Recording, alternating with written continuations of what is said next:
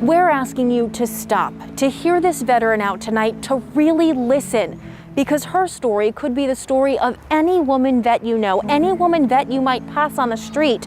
She's hoping speaking out could save their lives. I cried a whole lot, and I couldn't see a daylight.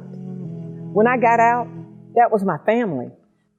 Leaving the Army and her Army family led veteran Natalie Hodge to some very dark times. I just felt so alone. I felt so lost. I felt so trapped. She says she tried to take her life 6 times. Nobody else hears you.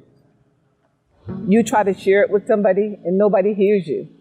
And after a while, there's nobody else you share it with. Tragically, Natalie is not alone in her pain.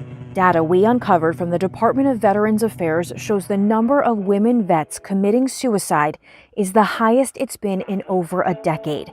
In 2017, which is the most recent information available, 296 women veterans took their lives. Think about that. That's one suicide every 30 hours. I'm not surprised. Why not? There's still a lot of pain.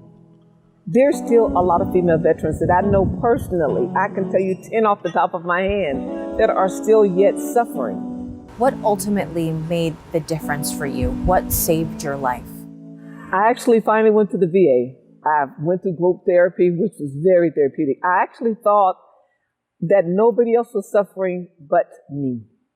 Natalie thinks the VA should be more proactive in reaching out to veterans. Dr. Matt Miller is the VA's Executive Director for Suicide Prevention. I don't think you'll hear me or you'll hear any of us arguing with that, because there's always more that we want to do. More they want to do to reach these veterans, because as we dig deeper into the statistics, we've learned the suicide numbers have not increased for female vets who have sought care in the VA system.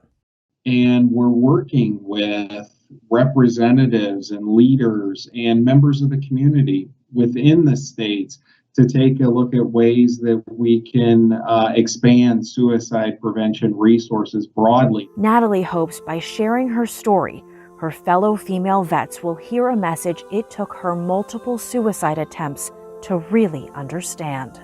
I've sat on the sideline too long, waiting for somebody to rescue me. I really was. And the resources were there. All I had to do was just kind of reach out a little bit.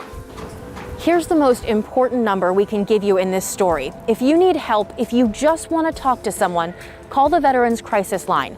That number is 1-800-273-8255.